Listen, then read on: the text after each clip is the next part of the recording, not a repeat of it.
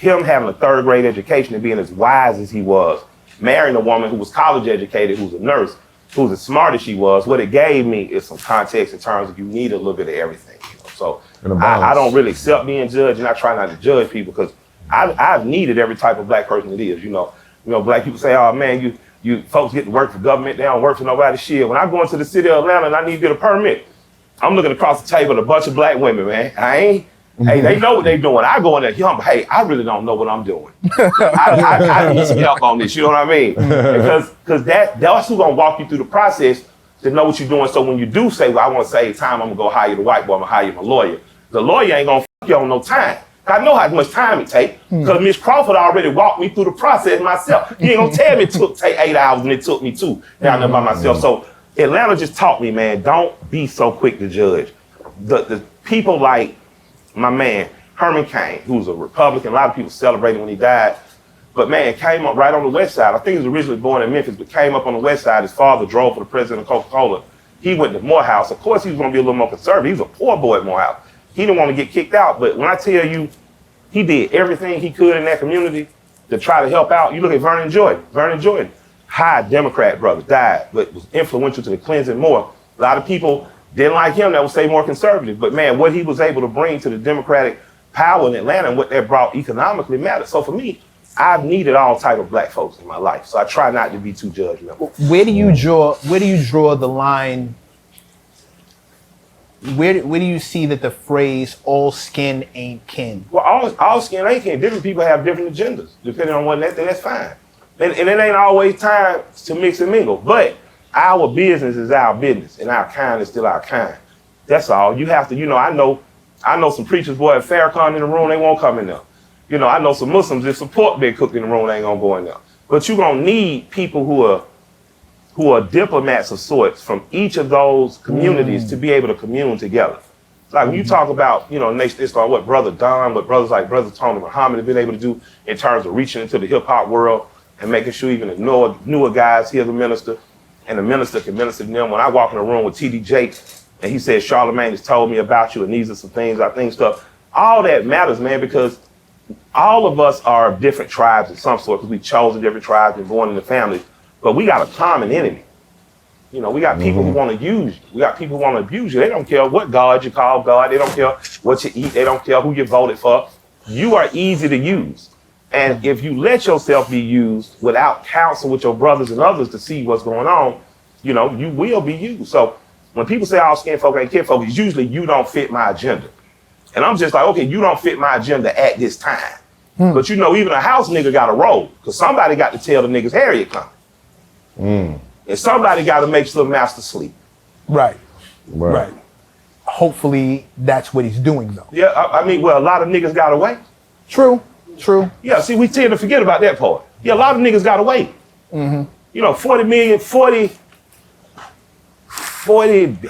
was something like $40 billion or something came through Atlanta. My grandfather used to argue over Eddie Young. He's a friend and mentor to me, but my grandfather, Maynard, was his mayor because Maynard said it's a 30% rule. If you don't do 30% of your business with black people or 30% of your business with minorities, you don't get no city contract. So he really strengthened the black middle class and grew it even. Andy was viewed as more liberal and more akin to dealing with white folks and stuff. And my grandmother had these huge, wonderful arguments over him, right? But Andy, out of that 40 billion that came, 11 billion made it directly to the black community. So you got to start to say to yourself, well, shit, man, I couldn't get $1. I couldn't get $1 off every dollar. I couldn't get 50 cents off every dollar if I got a quarter. Give me a quarter off every dollar. Give me a quarter. For niggas who been in the street, right. You hustle, nigga had a $1,000 ball, nigga gave you $250. He kept $750 for himself. The fuck you mean? You know what I mean? I remember being 13 going to niggas say, hey man, you paying us $1.70 off a bone. You paying us $170. You paying the older niggas, you paying them $240, $250. Why don't you let me and my partner get the $240, $250? We ain't gonna tell nobody, but let us get our extra $7, $8. Nigga told us, fuck us. I said, okay. I say, man, all right. I say, man, just give us 2 bombs then. We'll bring your money right back. Shit, next time that nigga see me, I was on TV. I was a rapper. You gonna try to use me because I'm a little boy. Politics ain't much different, you know what I mean? What you got for me? That's all I said, what you got, because this is what I seen work. Right. You know, it's like when people say, oh, gentrification. But the neighborhood I grew up in, the Collier Heights, is a neighborhood that was bought at a 30% markup by black people. See, these black people, you got Southwest Atlanta. When you first heard Outkast, Goody Mob, they rapping about Southwest Atlanta and rapping about College Park, East Point. Those areas that were predominantly white and black people moved in. It was a little, but where we moved in terms of 1946, my neighborhood started, it was poor crackers. I heard of dynamite bombings on houses and shit when blacks started moving there. So finally, blacks said, you know what? We're gonna get all y'all motherfuckers a 30% markup and just leave. And they bought the whole neighborhood. And then they bought the neighborhood. It's called, you can look it up, it's articles on it called the Collier Heights. People put clubs in their basement because they weren't finna go into town trying to party at no white folks club. We're not gonna give you our money. So they meant it on every level. My grandfather meant it because he wouldn't go to no grocery stores. We went to butcher shops, so he caught fish out the lake, my grandma's garden.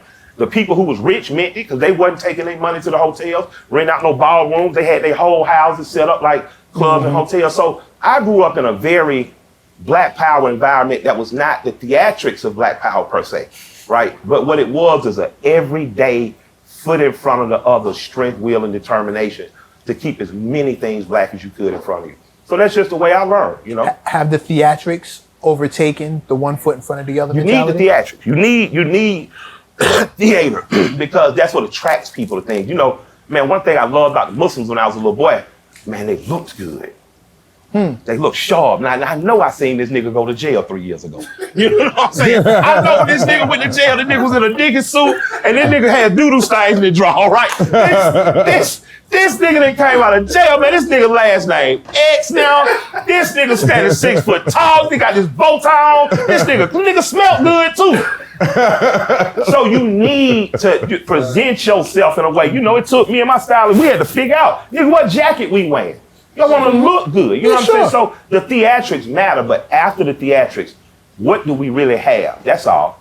You got to make sure you have something. You know what I mean? But I think that's what I'm getting at. I don't see a lot of substance under some of these theatrics. I see a lot of the phrase I use nowadays is, attention is the new currency. Yeah, but everybody do things with it though. It's no, you can definitely turn. But what happens when attention is the plan? Yeah, but it ain't just attention. Like attention brings money. So